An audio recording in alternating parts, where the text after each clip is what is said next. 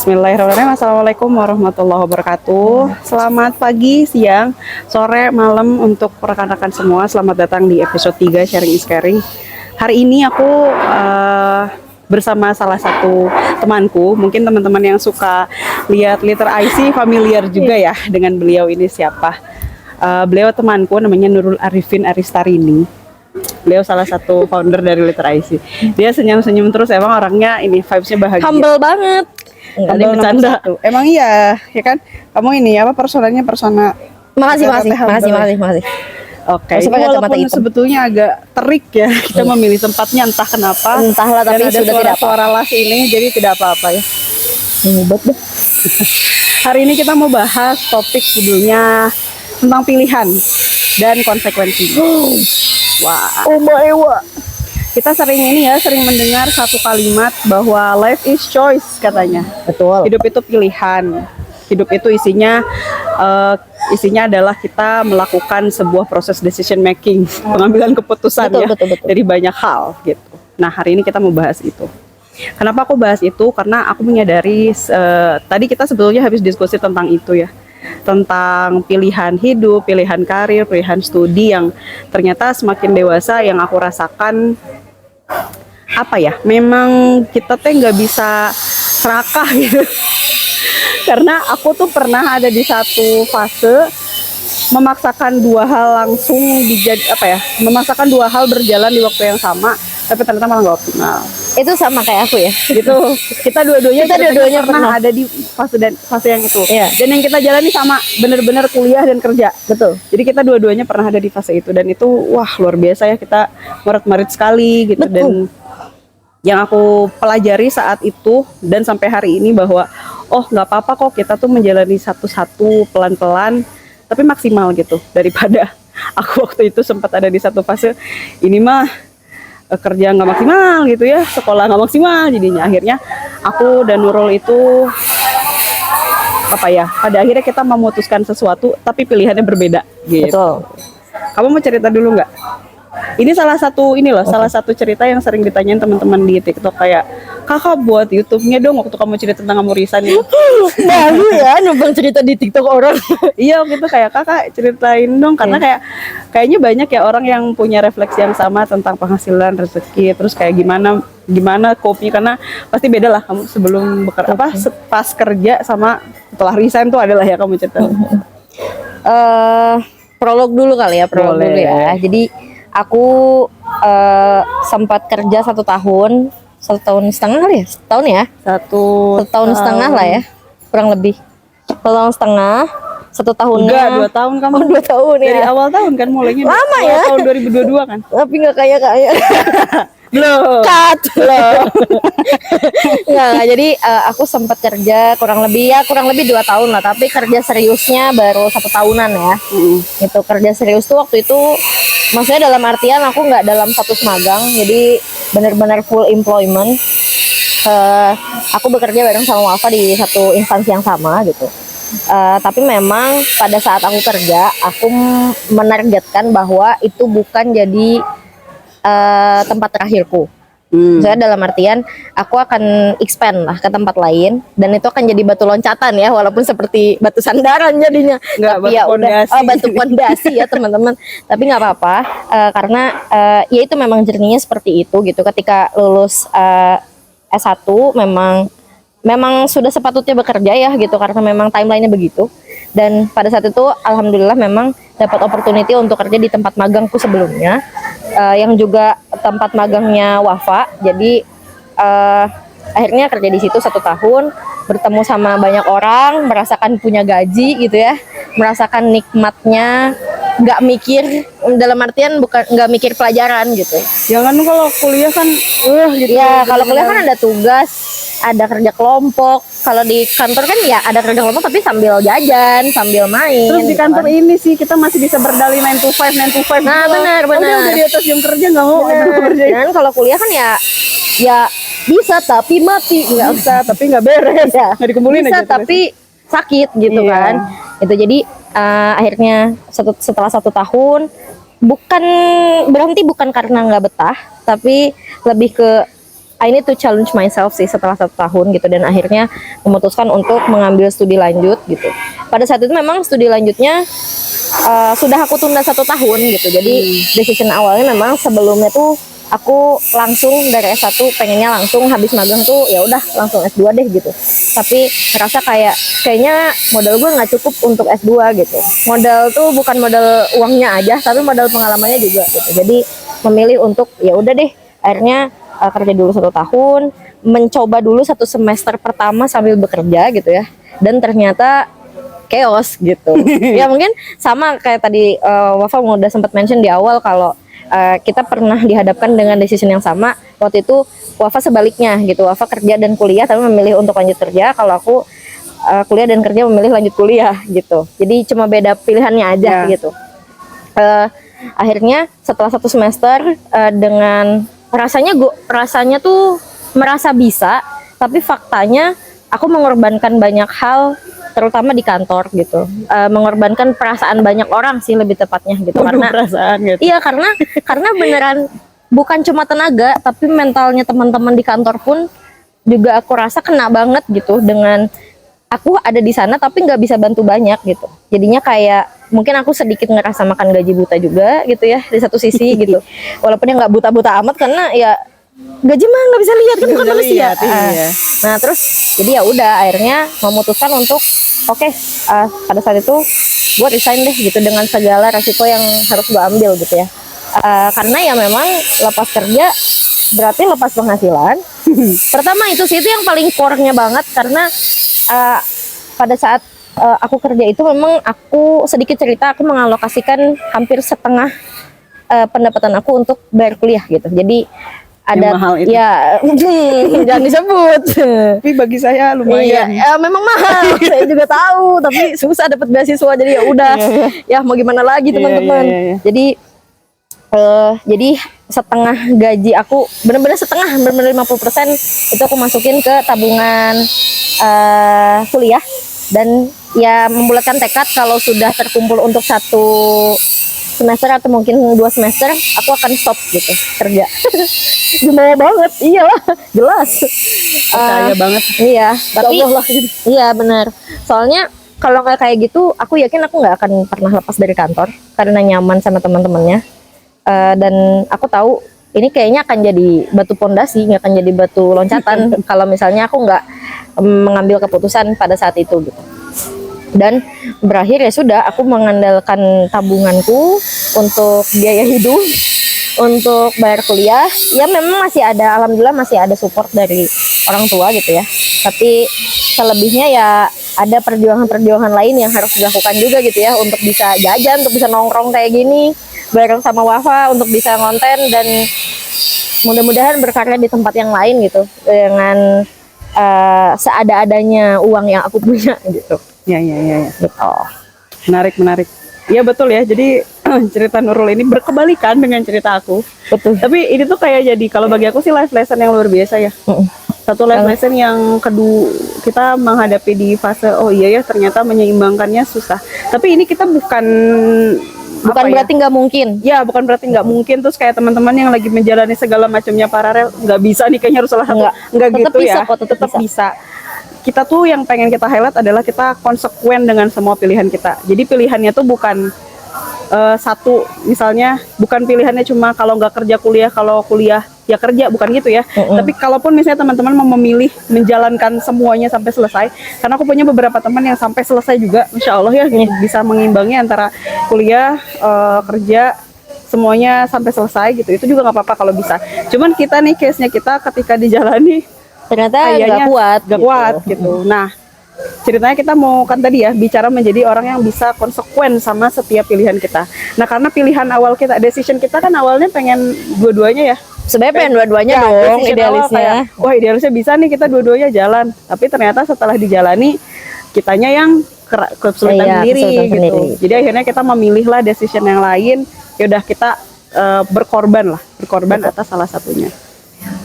Nah, menurutku case aku dan Nurul ini bisa dijadikan insya Allah semoga teman-teman bisa jadi life lesson juga ya, bahwa pilihan apapun tuh sebenarnya gak bisa kita judge bilang aku salah atau Nurul salah pilihannya, karena sekali lagi it depends on bagaimana situasi. kondisi kalian, bagaimana priority kalian saat itu. Jadi apapun keputusannya, kalau misalnya memang keputusannya itu kalian rasa baik, sudah diukur, ya gak apa-apa. Yang penting itu konsekuen ya. Betul. Karena kayak ini teh menurut aku kayak I still find a lot of case orang yang masih kadang belum sadar atas konsekuensi dari apa yang dipilih.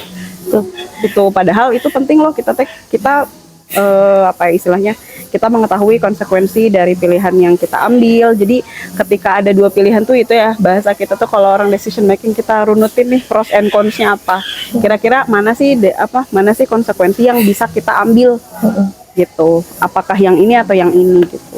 Itu sih. Betul. Dan selain konsekuensi, menurutku lebih ke ini related ke jiwa pasrahnya ya. Bukan jiwa pasrah sih, berserahnya, tawakalnya gitu ya.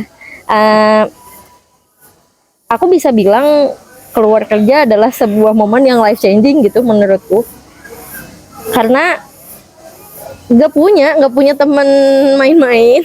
Pertama itu, yang kedua, bayangin teman-teman punya gaji, udah bisa menikmati gaji sendiri, udah bisa jajan sendiri, mau Shopee check out berkali-kali, terserah teman-teman.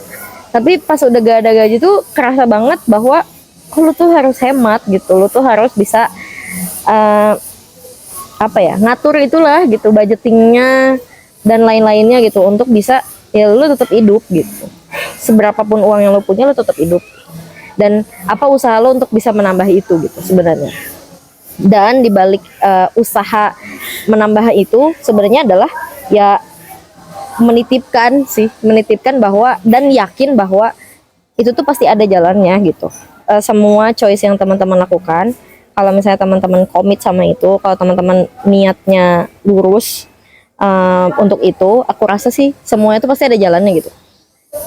Terutama ya mungkin tadi misalnya kalau aku milih kuliah, oh ya udah, gue kehilangan teman-teman kantor gue, nggak apa-apa, gue akan bertemu dengan teman-teman lain gitu, yang menurut gue akan diganti jadi yang mungkin lebih baik gitu ya, atau mungkin memperluas pertemanan aku lah gitu. Kalau dari segi uang mungkin, oh nggak apa-apa, mungkin uang yang gue keluarkan sekarang tuh akan diganti dengan yang lain gitu, atau mungkin akan mempertemukan gue dengan pekerjaan yang jauh lebih baik setelah studi gue selesai gitu misalnya. Kayak gitu sih, jadi lebih ke memantapkan diri bahwa oh, pilihan yang lu pilih sekarang tuh adalah insya Allah tuh pasti baik gitu. Aku yakin itu baik gitu hasilnya. As long as ya, kalau mentor aku sering bilang mah, segala sesuatu bisa jadi besar karena niat, segala sesuatu bisa kecil karena niatnya juga gitu loh. Kata-kata siap. Ya, jadi halo Teh. Kalau Teh nonton, terima kasih ya. Semoga Teteh berbangga dengan anak didiknya. Tapi itu aku suka banget sama kalimat itu. Iya. Itu kayak it reminds me bahwa niat itu sebesar itu. Betul. Niat tuh semeters itu. Jadi hati-hati dengan niat. Betul. Hati-hati dengan niat. Kalau niat Devkal setiap Senin, nggak apa-apa, niat aja. Kalau nggak kejadian nggak apa-apa. Mudah-mudahan Allah. Saya suka niat. Catatnya panas banget. Jam berapa sih ini? 13.37. Iya. Nggak apa-apa. Emang Nggak kita apa-apa. penuh perjuangan. Emang kita mau ini sih fat burn di sini. Sauna. Panas guys, ya Allah. Sauna luar. Tapi betul ya, masalah niat itu. Karena buat kuliah, sebenarnya kuliah dan bekerja itu sama-sama hal-hal yang baik gitu. Jangan dibentur. Betul. Dan kata mentorku juga gitu ya, bahwa segala yang baik dengan yang baik itu jangan dibenturin gitu. Karena dua-duanya tuh sebenarnya punya poin plusnya masing-masing gitu. Dan nggak akan apple to apple kalau kita bandingin gitu. Jadi nggak akan bisa dibenturin gitu. Benar. Dan kalau misal bisa jalan dua-duanya, alhamdulillah. Kalau misalnya nggak bisa jalan dua-duanya, ya harus dipilih gitu. Harus dipilih itu bukan berarti kita menyerah pada salah satunya, tapi mungkin ada jalan atau waktu yang lain gitu yang lebih tepat gitu. Saya kalau Wafa menunda untuk menyelesaikan S2-nya, menurut aku mungkin ada jalan lain, mungkin ada beasiswa yang lebih pas, mungkin ada negara yang lebih cocok buat Wafa kuliah gitu, atau mungkin harus banyak bekerja dulu biar nanti pas kuliah nggak ngong gitu misalnya. Menurutku itu it's a choice. Ada gitu, aja ya plus minusnya ya dari setiap pilihan. Karena kalau misalnya kadang ya, aku kalau mikirnya negatif terus gitu, aku suka mikir gini, sorry ya, sebutannya kayak, kok gue tuh kayak nggak punya Tuhan ya. Padahal sebenarnya semua hal yang terjadi di hidup kita tuh pasti positif kok gitu. kitanya depends on doang. our point of view sebenarnya. Kitanya doang yang nilai bahwa itu tuh jelek gitu. Karena kacamatanya kacamata manusia. Karena kan kita nggak tahu ya rencananya Iya. gitu loh. Misalnya, oke, Nurul nih nggak kerja nih, misalnya nggak punya gaji. Ya udah, mungkin bagi Allah itu teh baik gitu. Aku beli sesuatu yang aku nggak perlu, misalnya aku jadi bisa Lebih ngelatih mindful sama uang mungkin ya. lebih mindful sama uang. Aku bisa memaknai setiap hal kecil yang aku punya gitu. Aku bisa manfaatin setiap apa ya? Ya misalnya kayak aku punya HP gitu. Kan mungkin kita mikir kayak ya udah dipakai sosmedan aja. Tapi kan sebenarnya itu tuh bisa jadi potensi yang besar gitu. Termasuk shoot video ini karena pakai HP, teman-teman. Betul. Jadi itu pakai handphone, itu tuh- kamera saya lagi rusak soalnya. itu tuh potensi yang menurutku bisa muncul dari barang-barang yang kita punya, dan kita tuh nggak akan mindful sama itu kalau kita nggak kepepet gitu. Bener. Itu. Setuju. Ini sih aku tuh kadang keberlimpahan itu menjerumuskan ya. Betul. Karena Kadang- nikmat. Iya, keberlimpahan, terus kita ada di kondisi zona yang nyaman tuh kadang-kadang pelan-pelan menjerumuskan kita gitu.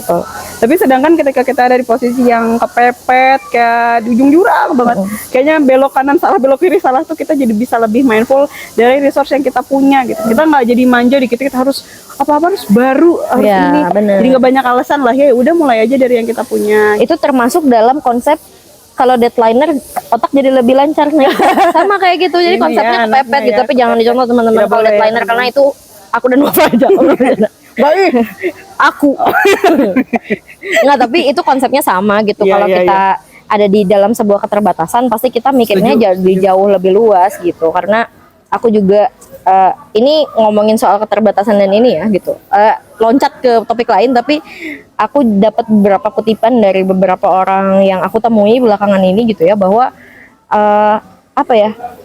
Justru hal-hal yang mendesak mereka atau menjepit situasinya tuh terjepit gitu. Itu tuh membuat mereka tuh jadi mikirnya jauh lebih jauh gitu. Benar-benar. Mikirnya tuh jauh lebih luas lah gitu.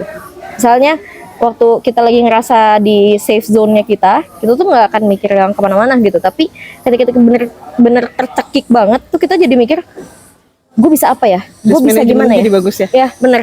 Karena itu Risk management kayak mungkin itu ada bahasa secara anak psikologisnya bisnis mungkin ada kali ya gitu. Jadi nanti mungkin kita akan undang psikolog, nggak salah. Bisa sih. Bisa aja. Bisa undang Bisa Icut maksa. Ilma bisa. Ya nanti Sebut kita nama kan gue ya mungkin nanti akan ada sesi yang mungkin bisa membahas itu juga sih, karena itu menurutku juga penting gitu. Ngomongin soal keterbatasan dan potensi yang jauh lebih besar di baliknya gitu. betul. Tapi maksudnya tadi nggak loncat juga sih, nggak loncat ke topik lain karena ini masih sangat relevan. Karena kalau bicara keputusan ya, tadi kan kita membicara tentang pilihan itu ada konsekuensinya. Ya mungkin salah satu konsekuensinya adalah kita jadi ada di kondisi yang sempit. Tapi kita tahu bahwa misalnya nih Nurul itu punya decision untuk yaudah gue sekolah dulu deh gitu. Tapi aku yakin bahwa pilihan Nurul untuk sekolah dulu itu dulu akan worth the time banget. Betul. Gitu. Tapi memang posisinya saat menjalani itu jadi kesannya banyak keterbatasan. Dalam case ini misalnya Nurul keterbatasannya tadi ya, keterbatasannya aduh saya yang awalnya bergazi jadi tidak bergazi. Betul. Gitu. Kan itu di enggak gimana ya say? Ya gimana ya kalau kata orang, nggak semuanya happy karena uang, tapi uang tuh dibutuhkan. Masalahnya saya sama dia kerjaannya ya begini. Ngopi. Maaf gitu. Ya. Tapi aku setuju ya, keterbatasan itu jadi ini lecutan biasanya. Betul. Karena kayak itu aku ngerasanya gitu, kalau akunya lagi ada di zona nyaman tuh aku tidak berkembang kadang-kadang. Betul. Aku kalau nggak punya motivasi, nggak ada di dalam kondisi kritis, itu biasanya aku susah bertumbuh. Kayak kamu tuh grafik stres. Jadi ada grafiknya tuh gini ya, nantilah aku nanti cantumin sini lah. Kayak gini, di tapi tengah. si grafiknya tuh kayak gini. Jadi kita tuh ini tuh ada kinerja, ini ada stres. Jadi kalau stresnya ada di posisi yang tepat, itu kinerja kita akan baik, Optimal. Jadi kalau stresnya nggak ada, jelek juga kinerjanya. Stresnya terlalu banyak juga jelek kinerjanya. Jadi benar. stresnya tuh harus ada pada posisi yang tepat. Gini ya. Gini nih. Apa sih? Parabolik. Ya, betul. Ya kan kamu So tahu nanti kata aja kalau salah. Cari dulu dah. Pokoknya gitu ya, nanti aku cantumin si diagram apa sih bahasanya? Ya grafik. Itu dan aku merasa ya tadi gitu apapun decisionnya pasti ada pain-nya. Makanya bahasa Inggris kan ada no pain no gain ya. Ya. Jadi milih ini ada aja nggak enaknya, milih itu juga ada nggak enaknya. Kuliah ada nggak enaknya, tapi ada juga timbal baliknya gitu ya. Betul, Nurul betul. punya banyak koneksi baru gitu di kampusnya yang luar biasa ini gitu ya. Mau disepil nggak? Boleh ya. Nurul itu BAITB ya teman-teman. Jadi beliau bertemu dengan banyak orang hebat di sana. Terus bertemu juga dengan dosen-dosen yang luar biasa gitu. Kalau aku dengar ceritanya itu kan itu juga bagian dari hal rezeki lain yang mungkin tidak dalam bentuk uang. Betul, gitu ya. betul. Sedangkan aku misalnya aku posisinya saat itu karena aku punya pertimbangan pribadi, oh ini kayaknya untuk case aku baiknya Kerja aku dulu. kerja dulu gitu misalnya. Dan itu nggak salah juga karena itu kan case by case ya. Iya. Saat itu aku merenung dengan diriku sendiri, oh enggak ini aku harusnya kerja dulu, dan itu nggak apa-apa. Dan aku juga sama tuh, mungkin timbal baliknya ke aku ada salah satunya dalam bentuk materi, salah satunya juga networking di dunia, di industri ya. Betul. Beda ya kan, Industri. networking Betul. di Betul. kampus dan di industri. Terus aku juga punya banyak pengalaman menghadapi banyak case di perusahaan gitu. Itu kan sama-sama baik sebenarnya. Makanya tadi Nurul bilang jangan membenturkan yang baik dengan yang baik. Dan mungkin kalau di kasus Wafa ada unsur kayak soft skill juga yang lebih terlatih gitu, karena Nggak pernah kerja di bawah tekanan. iya, maksudnya soalnya. maksudnya the way Wafa works itu berbeda dari waktu dia di awal aku kenal sama dia sekarang gitu. Jadi maksudnya Ada perubahan. ada perubahan gitu. Mungkin yang sebelumnya dia iya aja, tapi sekarang dia udah mulai bisa lebih bersuara gitu ya. Ini menarik ya, aku menarik nih. Salah satu nih keputusan Nurul untuk resign itu sebenarnya berimbas banyak banget ke kehidupan aku. Betul. Ya. Jadi aku suka cerita sama dia. Jadi aku tuh kan anaknya bisa dibilang kejelekannya adalah people pleaser ya. Betul. Sedangkan pekerjaan aku tuh di ranah bisnis, pitching, negosiasi. Yang nggak bisa people pleaser Nggak bisa sebenarnya. dong. Kalau misalnya kita cuma bisa menawarkan A, ya nggak bisa tiba-tiba customer minta B dengan harga yang sama. Nggak bisa kan? nggak bisa. Dulu itu aku selalu lempar itu ke dia atau ke atasanku karena aku nggak tahu cara ngomongnya gimana. Aduh, sama kamu aja deh kalau yang nolak-nolak gitu Iya. gitu ya. Sama kamu aja. Nah, semenjak beliau ini resign, karena aku sama Nurul tuh similar ya pekerjaannya tuh mirip-mirip banget. Tidak sama tapi ada beberapa yang Setim lah, setim. lah, gitu. Jadi kita kadang saling menggantikan gitu. Nah, ketika beliau resign, saya tidak punya pegangan lagi karena atasan saya juga punya banyak pekerjaan gitu ya. Akhirnya aku mulai di-assign secara pribadi ketika masuk ke dalam meeting, dan itu aku mau tidak mau Harus bisa. Betul. Dan itu pergolakan batinnya luar biasa, tapi mungkin Allah tahu ya yang terbaik supaya aku tidak begitu lagi gitu, supaya ketika bekerja aku sudah berani bilang tidak bisa Bapak Ibu, mohon maaf, kita hanya bisa lah. Dulu tuh nggak bisa sama sekali. Nah, karena posisinya tadi kepepet, kalau Nurul kepepet ceritanya kepepet materi, aduh udah habis buat tabungan aku. Kalau aku kepepet nggak ada tim lagi. Jadi kayak aku mau nggak mau mengandalkan diri sendiri untuk urusan-urusan kayak gitu. Jadi ya mungkin selalu ada hikmah ya, selalu ada hikmah dari setiap. Selain tadi ya, selain ada konsekuensi lah, bahasanya konsekuensi negatif, ini ada konsekuensi positif ya. Betul. Konsekuensi positifnya ya itu. Ya risk management itu ada resiko positif sama resiko negatif. Iya, benar gitu. sih. Cuma nanti mungkin bisa digali lagi ya untuk masalah risk management, karena itu sangat keilmuan ya. Ya, saya Betul. kalau nggak, saya pernah ambil ini soalnya mata. Oh iya benar. Iya. Dia Resiko expert. positif. Kak. Amin. Amin dulu apa? Amin apa? Nanti kan gantian kamu Iya kerja apa itu? benar. Amin. Aku merasa setiap decision itu ya pasti ada poin plusnya gitu. Gak cuma untuk aku, tapi untuk orang-orang sekitarku juga pasti ada gitu. Mungkin kalau buat aku mungkin ya tadi bener koneksi, terus juga aku merasa keilmuanku bertambah pasti ya gitu. Dan alhamdulillahnya ternyata terutama berjejaring sih.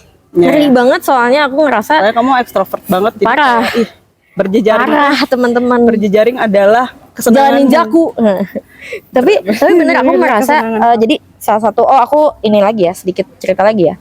Jadi pada saat aku memilih untuk masuk S2 itu salah satu yang aku niatkan adalah gimana caranya gue harus bisa punya koneksi yang jauh lebih banyak. Gue harus bisa menjalankan salah satunya literasi, karena itu adalah plan terbesar. Jalan ninja kita berdua. Betul. Dan gimana caranya gue nambah poin plus dalam diri gue deh pokoknya. Selain di kelas ya, selain di kampus terutama. Ya. Makanya ada kesempatan untuk sekolah tuh buat aku kayak membuka Pandora box yang lain gitu, membuka kesempatan-kesempatan yang lain gitu, termasuk saya ikut bootcamp, ketemu orang ini, ikut event ini, ketemu orang itu. Jadi kayak bener-bener membuka jalan yang awalnya aku cuma niatin oke, gue mau ngembangin literasi, ternyata gue bisa ketemu orang-orang yang bisa membantu gue untuk nge-grow literasi, membantu jadi partnernya literasi mungkin someday gitu. Jadi kayak gitu sih. Jadi kayak oh ternyata benefit, maksudnya niatnya satu tapi benefitnya tuh bisa jauh lebih banyak gitu loh. Iya, rezeki Kurang lebih gitu ya. Iya, paham. Recapnya gitu. Iya. Karena kayaknya aku berbelit-belit, mohon maaf teman-teman. Tapi ya jadi gitu sih. Niatnya satu mungkin yang kerasa di aku misalnya dengan aku memilih itu, oh jeleknya ini. Tapi saya positifnya cuma satu. Tapi ternyata di balik satu positif itu tuh akan lebih banyak positif yang lain gitu, yang mungkin nggak aku belum niatkan terbayang ya gitu. sebelumnya. Ternyata ada ya. Iya, kayak jujur aja aku di S2 aku ikut beberapa event yang memang awalnya aku nggak niatin gitu. Cuma ya udah berjalan, tapi gue pengen deh one day gue ikut acara ini gitu. Terus alhamdulillah dapat opportunity untuk bisa datang TEDx kemarin, TEDx Bandung, terus juga ikut bootcamp juga, dan ternyata ketemu banyak orang keren yang inspiring lah gitu. Yang mungkin kalau misalnya aku cuma diam di kantor, aku gak akan ketemu orang-orang kayak gini gitu. Iya. Aku gak akan punya kepikiran untuk ikut bootcamp karena udah capek di kantor misalnya gitu. Menurut saya boro-boro nyari ide deh. Pelatihan belum dikerjain. Misalnya boro-boro nyari ide untuk mengembangkan sesuatu, tapi lebih ke ya udah untuk nyenengin diri sendiri aja pun udah capek gitu loh. Nah itu sih, itu poin plus yang aku nggak sadar gitu ya pada saat keluar gitu. Yang aku pikirin cuma duit, opportunity kerja yang hilang udah gitu doang. Tapi di luar itu ternyata banyak banget positifnya, dan ya itu ya tadi mungkin komitmen dan ya hidup pilihan sih teman-teman. Jadi kalau misalnya nggak bisa dua-duanya, satu aja. Betul. Itu nggak ada yang salah kok, nggak ada yang salah dari kamu, karena menurut aku pilihan itu adalah bentuk kita menakar diri gitu. Maksudnya kalau kamu dihadapkan sama sekolah dan kerja misalnya nih ya, ini karena ini yang paling dekat ya case-nya sama kita gitu. Tapi kalau misalnya menurut lo, oh kayaknya gue nggak bisa deh, lo udah bisa mengukur kapasitas lo untuk nggak bisa ngelakuin dua-duanya, ya nggak apa-apa, pilih salah satu gitu. Pilih salah satu yang menurut lo paling tepat untuk lo lakukan. Misal kalau misalnya udah bener-bener gak ada financial aid, berarti kan lo harus kerja kan, mau nggak mau gitu. Masalah sekolah, menurut aku sekolah tuh punya jalan ninjanya sendiri gitu, punya jalan menuju Romanya sendiri lah, katakanlah gitu. Banyak opportunity-nya banyak banget, dan kitanya aja yang harus lebih peka untuk itu gitu. Jadi ya memang segala sesuatu, life is choice, ada komitmen, ada konsekuensi, dan ya diukur aja kapasitas dirinya gitu, to make untuk memilih gitu, maksudnya mengukur kapasitas untuk memilih. Setuju gitu ya. Jadi kalau boleh kita berpesan buat teman-teman, ini pesan buat kita juga ya. Semoga kita, aku tuh kalau record video, aku suka tonton juga video yang aku record, itu sebenarnya self reminder buat aku. Jadi kalau aku pernah ngomong kayak gini ya, jadi semoga apa yang aku omongin juga sudah aku implementasikan gitu ke kehidupanku, bahwa tidak apa-apa kalau misalnya harus ada hal yang kita korbankan dulu. Betul. Karena bisa jadi itu lebih baik, tapi sekali lagi itu case by case banget. Jadi teman-teman silahkan pikirkan, renungkan kira-kira mana ya decision yang paling baik. Dan menurut aku pilihan, ketika sudah kita pilih, kita harus wajib sebisa mungkin kita komit dengan pilihan itu. Betul. Kita betul-betul menjadi dewasa lah. Jadilah seorang yang mature, yang dewasa. Ketika kita sudah memilih sesuatu, berarti kita sudah mempertimbangkan segala macam konsekuensinya, dan kita harus komit sama itu. Dan kalau misalnya bisa, ya udah kita jalani sepenuh hati, ya udahlah ya, semoga ini kita berprasangka baik bahwa ini akan baik-baik saja, dan pasti ketika kita niatnya baik, karena tadi ya. Segala sesuatu yang besar bisa kecil karena niatnya, dan segala sesuatu yang kecil juga bisa menjadi besar kalau niatnya baik. Itu mungkin ya. Ada lagi Nurul? Ya walaupun segala pilihan tuh menurut aku ya pasti akan dijalani dengan ya Allah gitu. Ya Allah, atau misalnya gitu. Kalau mungkin buat teman-teman yang lain mungkin adalah pasti keluhannya, adalah pasti capeknya gitu. Benar. Pasti selalu ada struggle-nya di sana gitu, tapi that's the art of choices sih menurutku kita gitu. juga ya Allah salingnya. Iya. Ya Allah, gimana ya gini. Iya gitu. Jadi di setiap pilihan tuh pasti ada struggle-nya, dan itu tuh part kita bertumbuhnya tuh justru di situ gitu. Jadi no need to worry, apapun choices-nya menurutku itu pasti jadi yang terbaik kalau itu jalan yang dipilih. Betul. Nggak ada pilihan jalan yang jelek, nggak ada. Betul, tidak ada pilihan yang, kalau aku tuh dulu pernah ketemu dosen tuh, beliau bilang pilihan tuh nggak ada yang salah, apalagi kalau udah kejadian. Betul. Karena Allah berarti mengizinkan itu. kamu tuh memilih itu gitu. Pasti ada jalannya, pasti everything will be okay. Betul. Ini enggak, saya kira ada ini apa? Enggak, lebih ke ngelas ya. Ngelas. Ada tukang ngelas di depan Iya. kita, guys. Oke teman-teman, udah ya? Ada lagi? Udah sih kalau Oke. ada. Begitu mungkin ya konten kita hari ini. Terima kasih teman-teman yang sudah menyimak sampai akhir. Semoga apa yang tadi aku sampaikan dan Nurul sampaikan itu jadi kebaikan. Amin. Kita bukan seseorang yang expert bergelar panjang, enggak sama sekali, tapi semoga Mudah-mudahan bisa seperti ya, itu suatu mudah-mudahan. saat nanti. Kita di sini hadir pengen sharing atas apa yang kita pikirkan dan semoga memang poinnya baik ya. Betul. Karena aku sama Nurul beberapa kali juga kita sharing tentang hal ini dan semoga bisa saling menguatkan satu sama lain. Jadi kalau aku oleng, beliau yang mengingatkan, and vice versa lah gitu ya. Buat teman-teman misalnya ada ide, aku pengen Kak Wafa bahas apa, nanti tulis aja di kolom komentar ya. Jadi semoga nanti aku bisa bahas bahasan tersebut gitu. Kalau misalnya seumpama ada yang aku kenal dan mengerti bahasannya, bisa nanti aku undang juga ke YouTubeku ini. Oke, terima kasih ya teman-teman. Sampai jumpa di episode selanjutnya. Dadah. Dadah.